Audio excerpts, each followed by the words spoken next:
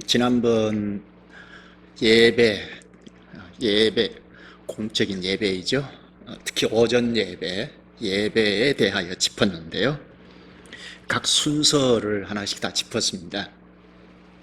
이제는 순서도 그 짚은 순서를 따라서 그게 다 성경을 근간으로 하고 한 거니까 그 순서에 따라서 예배 식수를 정할 필요도 있죠. 지금 우리가 사용하는 이 예배 순서도 합당한데요. 찬송이 찬송 이렇게 돼 있잖아요. 뭐지? 제가 사춘기 지나면서 찬송 의미 없이 이렇게 했을까? 그런 의문이 들었습니다. 그렇지 않죠?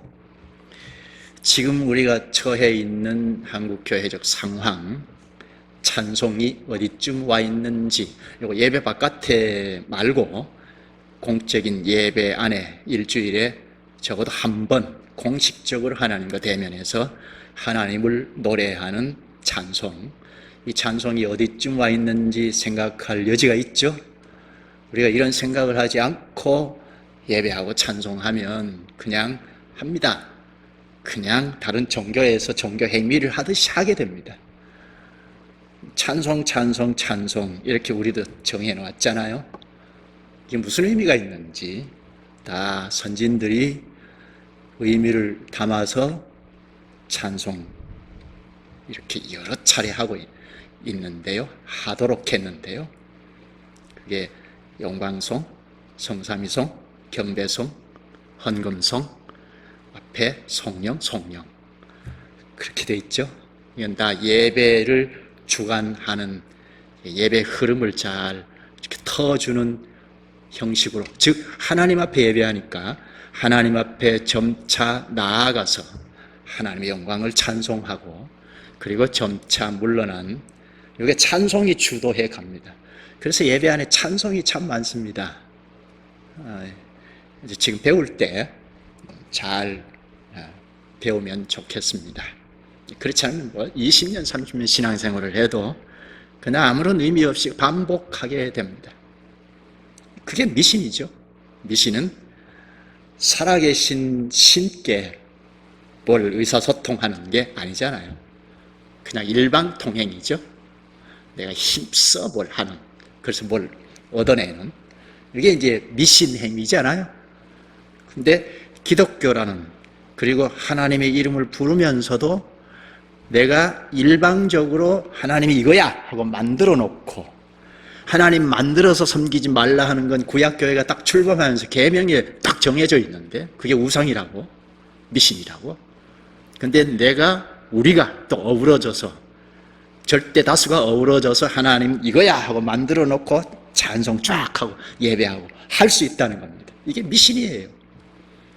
우리가 처해 있는 우리 한국 교회적 상황이 어디쯤 와 있는지, 찬송이 어디쯤 와 있는지 생각할 여지가 있습니다. 그럼 나도 이 땅에서 태어나서 교회 경험을 하고 지금까지 왔다면 나는 별 수 있나? 이 생각하는 게 옳죠. 그냥 찬송이 아니다 하는 것 지난주에 생각을 했습니다.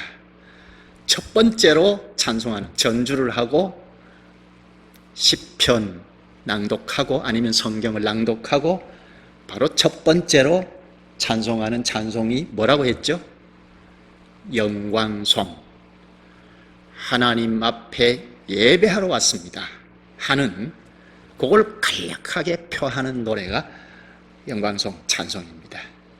그리고 바로 이어서 또 찬송하는 건 하나님, 우리의 예배를 받으신 하나님은 삼위 하나님입니다. 성부, 성자, 성령 삼위 하나님께 예배하러 왔습니다. 그럼 좀 더 하나님 앞에 가까이 나아가는 거죠. 그게 두 번째 찬송, 성삼위성입니다.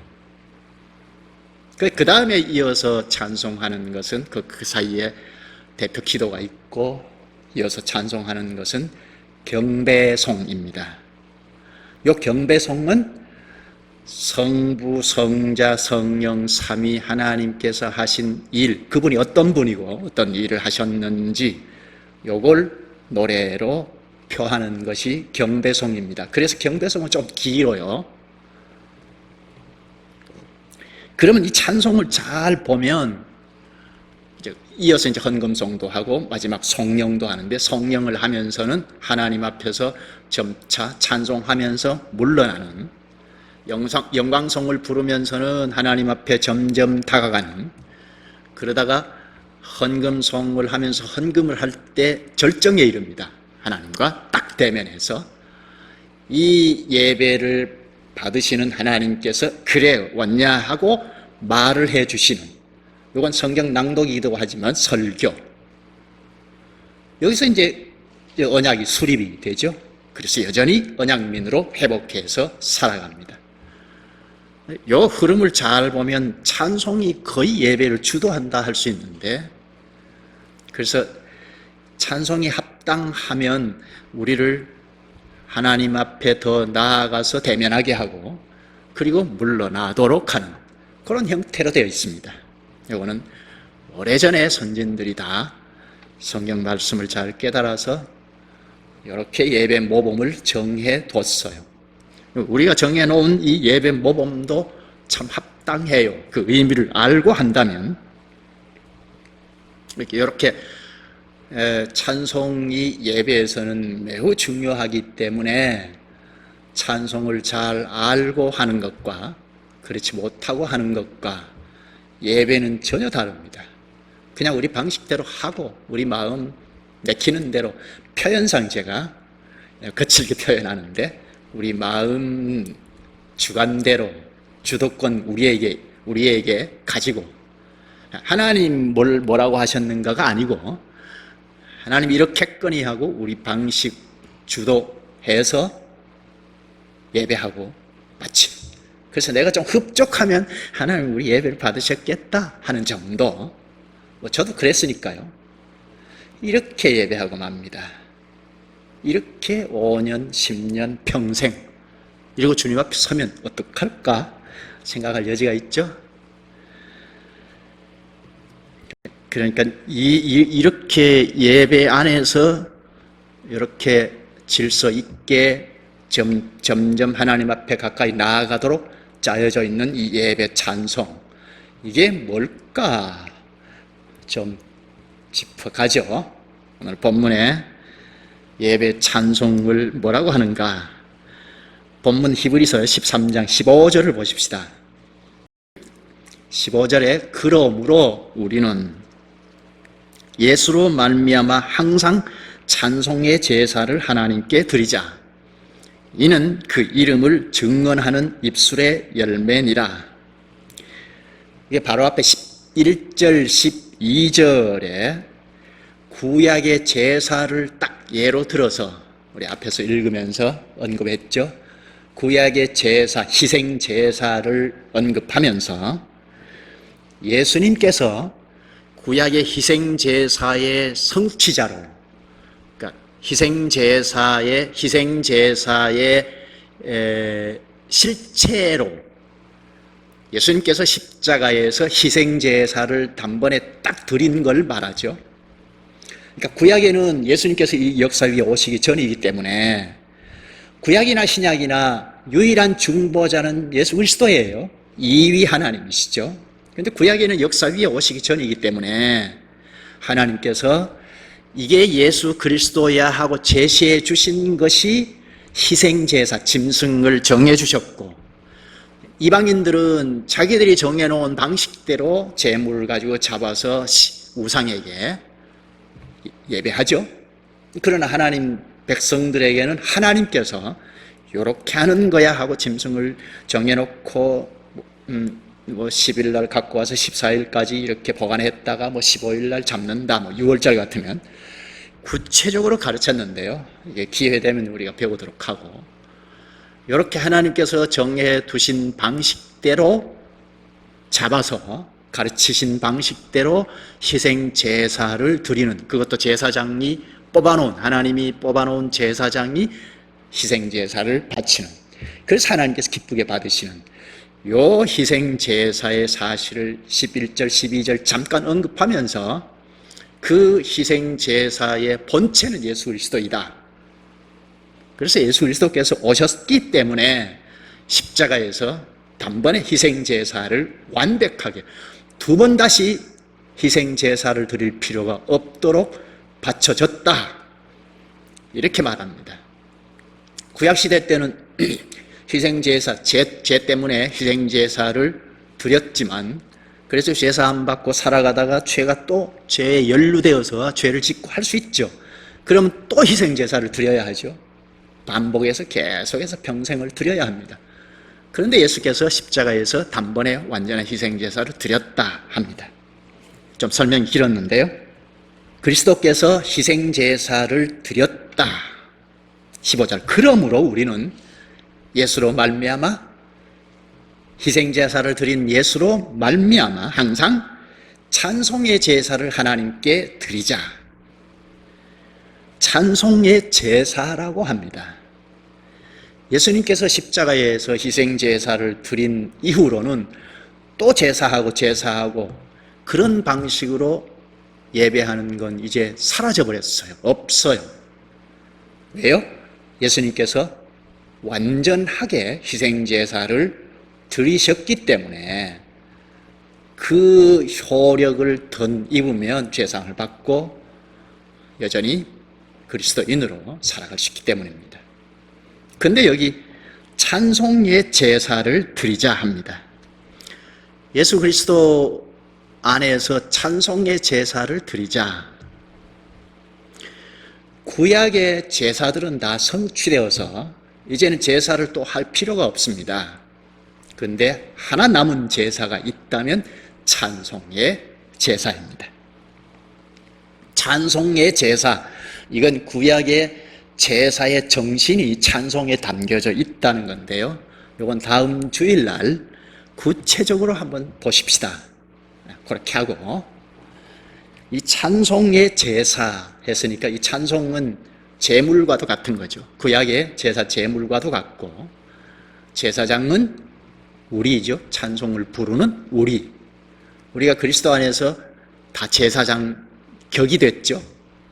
진짜 제사장은 그리스도인데 그리스도와 연합됨으로 우리도 따라서 제사장이 되었죠. 요걸 가지고 만인 제사장이라고 하죠.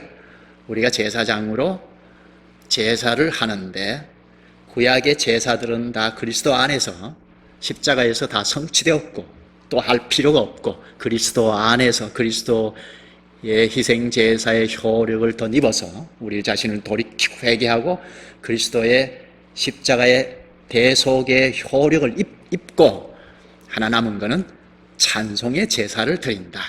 이 찬송은 제물과도 같은 겁니다. 15절을 잘 보면요, 중간부터 보면 항상 찬송의 제사를 하나님께 드리자. 이는 그 이름을 증언하는 입술의 열매니라. 특히 예배 찬송, 예배 안의 찬송은 하나님의 이름을 증언하는 입술의 열매, 노래라는 거죠. 하나님의 이름을 증언하는 노래. 하나님의 이름은 하나님을 말하고, 그렇죠? 하나님을 증언하는 노래. 증언, 사실을 증명하는 이죠. 하나님이라는 그 사실을 잘 나타내는 노래. 이게 예배 찬송입니다. 예배라는 얘기를 자주 하는 것은 공식적으로 하나님 앞에 서서 부복하면서 하나님을 노래하는 것이기 때문입니다. 예배 바깥의 노래와 다릅니다. 예배 때 오후에는 자유롭게 하는 예배라고 했죠. 기도회, 자유롭게 하는 예배인데, 오전에 적어도 일주일에 한 번 공적으로 예배하는 이 예배에서의 찬송은 다르다는 건데, 하나님이 이런 분이야 하고 그 사실을 증명하는 노래, 그게 예배 찬송입니다. 그렇다면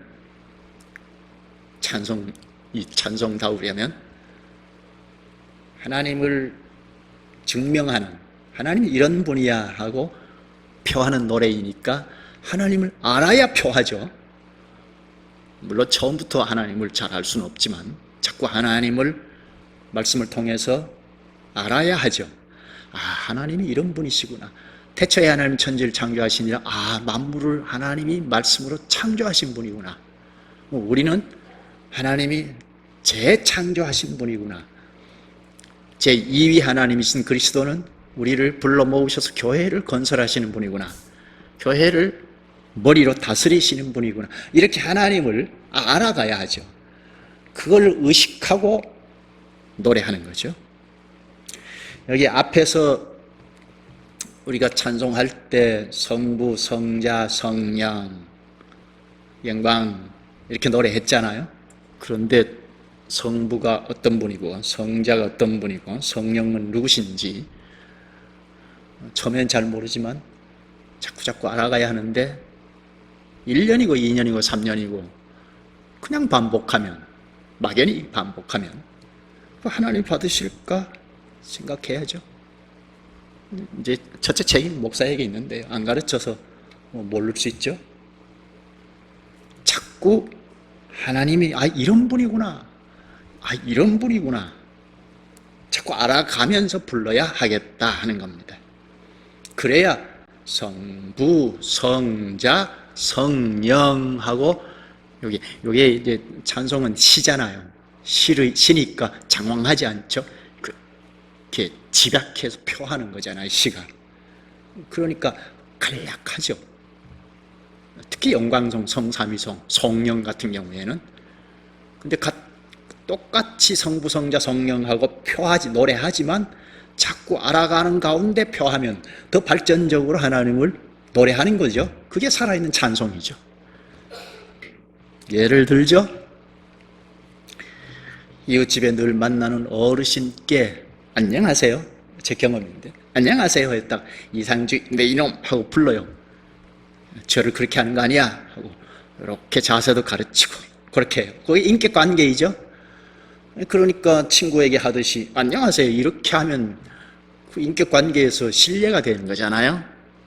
하물며 하나님께 어떻게 절해야 할까? 예배죠. 절배자를 써서. 찬송은 어떻게 해야 할까? 하나님을 잘 표해야 하죠. 잘 의식하고 표해야 하죠. 찬송은 하나님이 이런 분입니다 하고 표하는 노래라고 했고, 이건 꼭 잊으면 안 되죠. 잊으면 안 되죠. 하나님이 이런 분입니다 하고 표하는 노래. 그러면 가사를 생각할까요? 구체적으로 가사, 곡이 있는데 가사, 말할 것 없이 하나님을 드러내는 가사여야 하죠. 하나님이 안 드러나는 가사이면 예배 찬송으로는 합당하지 않습니다. 사람이 드러나면 그것도 문제가 되죠. 하나님을 노래하는 거니까 하나님이 이런 분이다 하는 게 드러나야 하겠다는 겁니다. 사람이 드러나면 안 되고 하나님이 드러나는 가사여야 하겠다.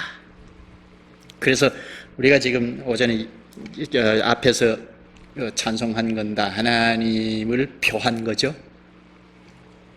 하나님을 드러내는 가사여야 하겠다. 그럼 결국은 우리가 뭐 고안해서 만들어서 가사를 만들어서 해서는 곤란하죠. 하나님께서 가르쳐 주셔서 하나님이 가르쳐 주신 말씀, 그걸 가사로 하면 적합하죠. 우리는 우리 스스로 하나님에 대해서 모른다고 했죠. 하나님이 가르쳐 주셔야 알 수 있다 했는데, 그래서 구약에서부터 계시를 쭉 하셨고 그걸 기록으로 남겼는데, 그래서 66권을 완벽하게 기록한 이후에는 따로 별도로 직통하거나 따로 직통 계시를 한 필요가 없다. 하나님 못하시는 게 아니고 그럴 필요가 없다 했죠. 기록 계신 성경을 잘 배워서 그걸 잘 깨달아서 그걸 그대로 옮겨 놓으면 그게 적합한 가사가 되죠. 하나님께서 성삼위, 성부, 성자, 성령 삼위로 계신다 하고 노래를, 찬송을 우리가 잘 하는데요. 특히 이 예배에서는 삼위 하나님 이거 우리에게 가르쳐 주셔서, 나타내 보여 주셔서, 계시하셔서 알 수 있는 거죠. 아는 거죠. 누가 이렇게 말하더라. 그래서 부르는 것보다는 우리가 확인을 다 해야죠. 하나님께서 태초에 하나님 천지를 창조하시니라. 하나님이 창조하신 분이구나. 말로 창조하신 분이구나. 그리고 예수님께서 오셔서 십자가의 대속 사역을 하셔서 우리의 죄를 다 짊어지셨다. 그래서 우리를 예수를 믿게 하셨다. 이게 이제 핵심인데, 예수님께서 2위 하나님이신데 대속 사역을 하셨네. 이렇게 깨달아가는 거죠. 성령께서 우리에게 오셔서, 교회에 오시고 우리에게 오셔서 이런 사실, 말씀을 배우면 깨우치시고 깨닫게 하시고 공감하게 하시고, 그래서 이 말씀대로 살고자 하는 소원을 주시고 하시네. 성령께서 하시는 일이죠. 이렇게 우리의 구원을 위하여 삼위 하나님께서 우리에게 계시하신 겁니다. 나타내신 거죠. 삼위 하나님이 우리의 구원을 위하여 나타내 주셨기 때문에 우리는 삼위 하나님의 이름을 부르게 되는 거죠. 이걸 의식하고 성부, 성자, 성령 이걸 노래하는 것, 이게 가사로 붙여지는 것, 아주 좋은 찬송이 되죠. 우리가 앞에서 2장을 불렀는데요. 찬양 성부 성자 성령 성삼일체께, 이게 성경 하나님께서 가르쳐 주신 말씀을 아주 잘 표현한 거죠. 집약해서 표현한 거죠. 영원 무궁하기까지 영광을 돌리세, 영광을 돌리세. 삼위 이름, 삼위 하나님을 핵심적으로 잘 나타내죠.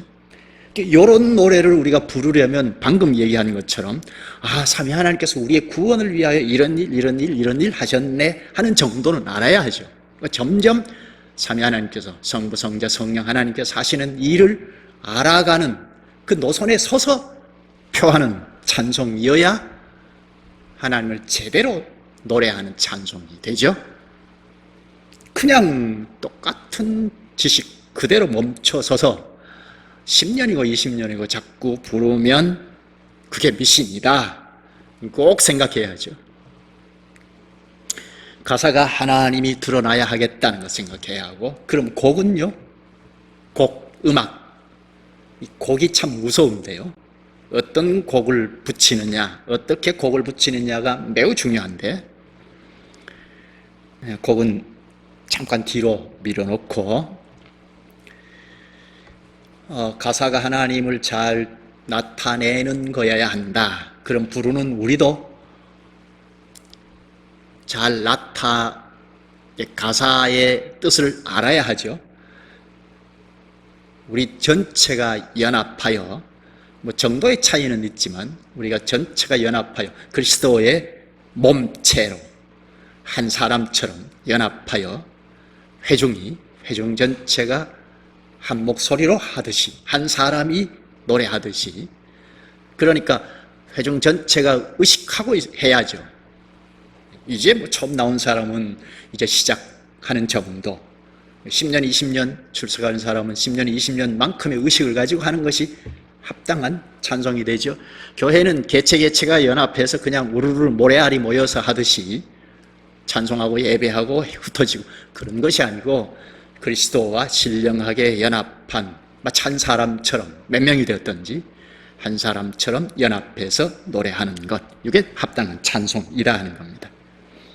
이 점에서 로마 카톨릭 500년부터 1500년까지 대략, 그리고 우리나라에는 천주교 지금도 그렇게 하는데요, 이 중세 로마 카톨릭 교회는 이 찬송에서 타락해버렸습니다. 예배가 타락해서 찬송도 어떻게 했죠? 우리가 상식적으로 알 수 있는 건데, 뽑아가지고, 회중들 중에 다 같이 하는 것이 아니고 뽑아서, 성가대라고 하죠.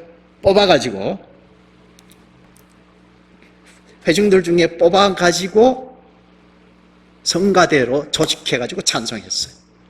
그것도 그레고리안 성가 같은 아주 어려운 곡을 불러서 회중들은 그저 음악회처럼 감상하는 정도, 모르는 것을 그냥 관망하는 정도로 그렇게 했어요. 거기다가 사람의 기교, 또 감정의 치우친 노래로 제사적인 분위기를 막 자아냈습니다. 그러니까 그럴듯하죠. 건축도 그렇게 이렇게 잘 공명이 되도록 건축을 했어요. 이렇게 성당은 되게 그렇게 건축했어요. 그래서 노래를 하면 막 공명이 돼 울려서 듣기 좋게 그럴듯하게 그렇게 했어요. 대략 1000년 동안. 이런 걸 보던 개혁자들이, 즉 성경에 가까이 들여다보고 있던 자들이 이거는 아니다. 이거는 하나님을 노래하는 찬송이 아니다 하고 개혁을 했어요. 예배부터 개혁했는데 예배 안에 찬송을 개혁했습니다. 특수충만이 뽑아서 찬송하는 것은 옳지 않다 했습니다. 모든 회중들이, 그리스도의 지체들이 다 연합했으니까 다 함께 연합하여 노래하는 것이 하나님께 바치는 찬송이다 했습니다. 그래서 특권층만 부르는 성가대를 다 폐지하고 회중들이 다 함께 조직해서 연습하고 할 필요는 있죠. 그렇게 해서 회중들이 다 같이 찬송했습니다. 다 같이 찬송을 하되 개혁하고 보니 찬송도 합당한 것이 많이 없어서, 그러니까 사람 감정에 호소하는, 사람이 나타나는 이런 가사 곡들이어서 그걸 자꾸 고치고 찬송을 자꾸 고쳐나가는, 그래서 시편 찬송을 했던 것으로 알고 있습니다.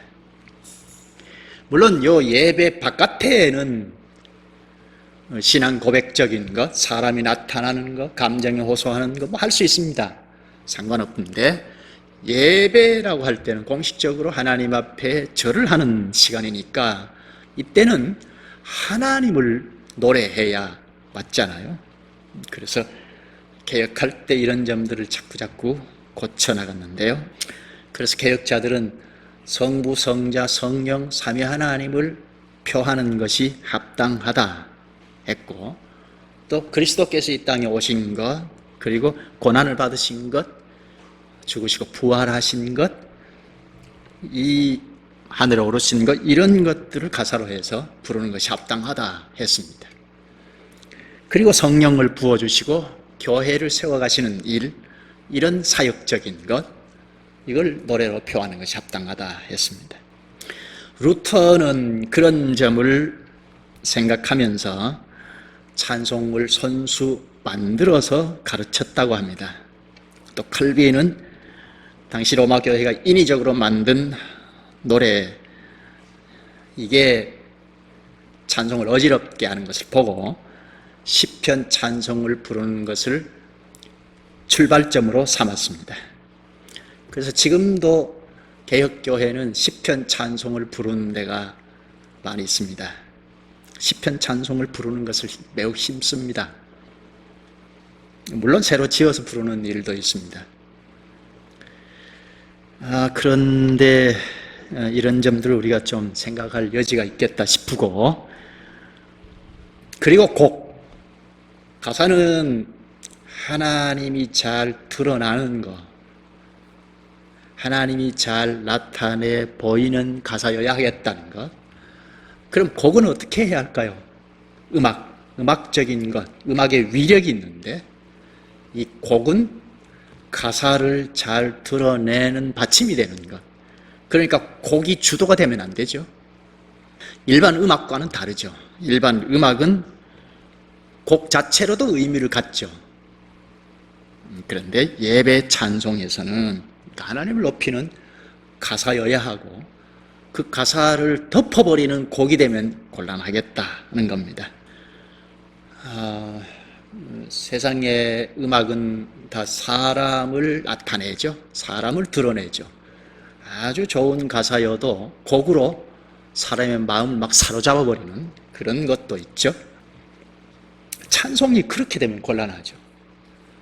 찬송인데 사람이 드러나고 사람의 심정을 막 사로잡아가지고 표하고 그런 곡들이면 곤란하죠.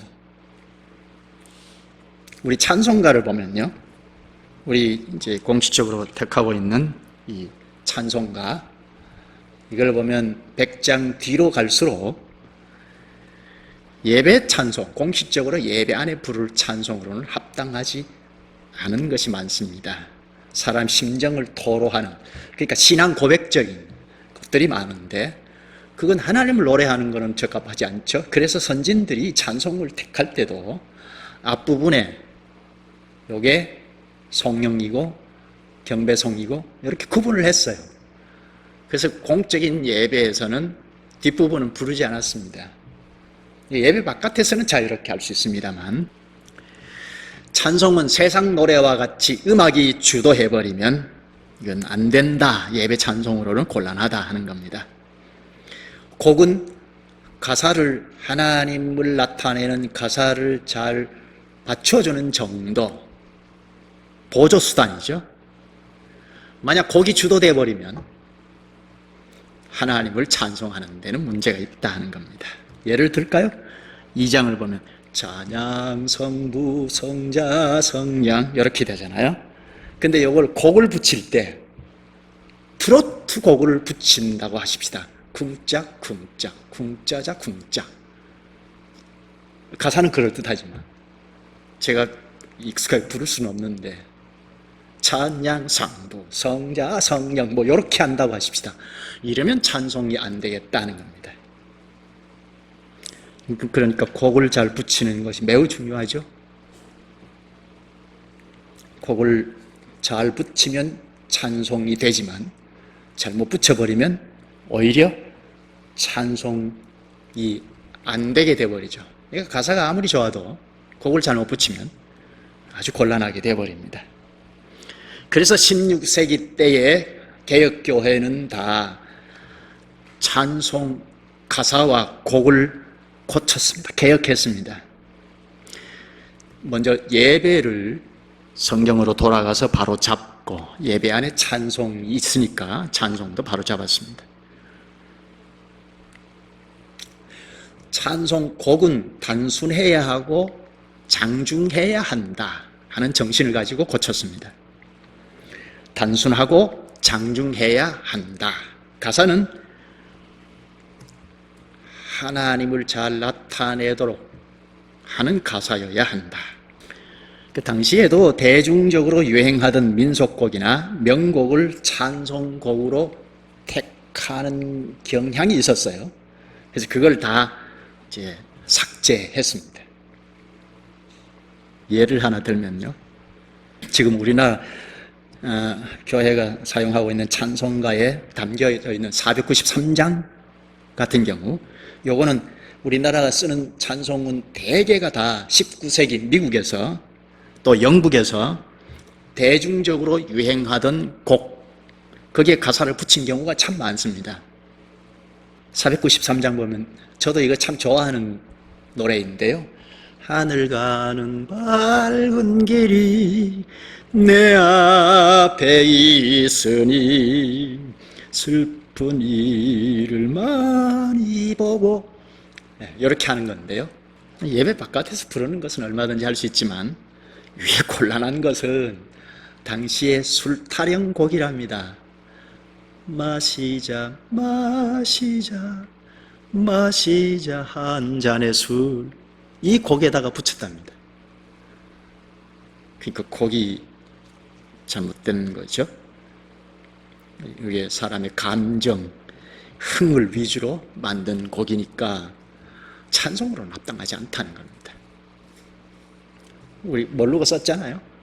제가 모르고 저도 많이 불렀는데, 예배 안에서는 이런 거 부르지 맙시다. 몰랐을 땐 뭐 할 수 없죠. 저도 이걸 알고부터는 예배 안에서 부르지 말아야겠다. 하나님을 노래해야 하니까요. 근데 술 타령 곡을 거기다 얹어서 아무리 좋은 가사라도 그렇게 할 수는 없잖아요. 찬송으로, 예배 찬송으로 곡은 가사의 정신을 잘 드러내주는 거야 하겠다.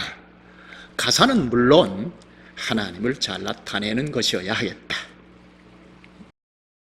곡은 가사의 정신을 잘 드러내야 하겠다. 그래서 단순해야 하고, 곡이 단순해야 하고, 장중해야 하겠다 하는 겁니다. 우리가 찬송을 잘 하기 위해서 첫째는 교회가 예배 찬송, 예배 하나님을 노래하고 절하는 그 정신을 잘 드러내는 찬송이 많아야 하겠다. 우리 찬송은 적어요. 예배 안에 부를 찬송으로는 매우 적어요. 이 찬송가가 옛날에 새 찬송가, 제가 어릴 때 불렀던 새 찬송가에서는 예배 안에 부를 찬송이 그나마 있었는데 거듭되면서 앞에서 생각 없는 사람들이 했나 싶은데 예배 안에 부를 찬송이 많이 없어요. 참 안타까운 일인데 예배 안에서 하나님을 높이고 하나님을 합당하게 노래하는 찬송이 많아야 하겠다. 그러려면 어떻게 하죠? 많아지려면 어떻게 해야죠? 먼저는 우리가 말씀으로 돌아가서 말씀을 열심히 잘 배우고 깨달아야 하죠. 근데 노래에 소질 있는 사람들이 잘 깨달아서 가사, 곡을 붙여서 만든 예배 안에 합당한 것이 이것이다 하고 가사, 곡을 붙여서 만든 찬송, 만든 노래, 그런 것을 사용할 수 있죠. 창작 찬송은 성경 말씀을 잘 깨달아서 예배가 무엇인지, 적어도 하나님을 노래하고 찬송하는 것이 무엇인지 알고 만들 수 있어야죠. 그런 재주 있는 사람들이 만들어서 많이 보유하면 참 좋죠. 찬송을 잘 하기 위해서는 찬송이 어떤 것인지 우선 좀 분별하는 데까지 갈 필요가 있죠. 예배 찬송이 무엇이어야 하는지 말씀을 잘 깨달아서 분별하는 것이 필요하다. 그런 능력을 갖춰야죠. 그리고 또 하나는 분별을 하고 이것이 합당하다 할 때 이 가사와 곡을 잘 깨달아서 특히 가사의 뜻을 잘 아는 데서 불러야 하죠. 그러니까 결국은 말씀으로 돌아가서 하나님이 어떤 분이고 하나님이 어떤 일을 하셨는지 이걸 좀 명료하게 전체적으로 자꾸 알아가는 가운데 그런 가사를 부를 때는 훨씬 더 잘 표할 수 있죠. 찬송은 제사다 하는 것 시작하면서 잠깐 보았는데 이건 다음 주에 구체적으로 좀 살펴보겠습니다. 찬송, 가사, 곡. 가사는 하나님을 드러내는 가사. 곡은 가사를 묻어버리는 게 아니고 살려주는, 뒷받침하는 곡이어야 하겠다. 이런 생각을 가지고 잘 선별해서, 분별해서 찬송할 수 있어야 하겠죠. 기도하십시다. 거룩하신 주님, 저희의 찬송은 하나님을 노래하는 것이기에 가사가 하나님을 드러내는 것이고 또 곡은 그 가사를 묻어버리지 않고 잘 드러내는 곡으로 부르는 것이어야 하나님을 예배하는 찬송인 것을 깨닫게 하시오니 감사옵나이다. 늘 저희가 하나님을 생생하게 노래하는 찬송을 부르기 위하여 하나님을 점점 하나님 어떤 분이고 어떤 일을 하신 분인지 점점 명료하게 전체적으로 알아가는 노선에서 늘 예배하게 주님 도와주시옵소서. 예수님 이름으로 기도하옵나이다. 아멘.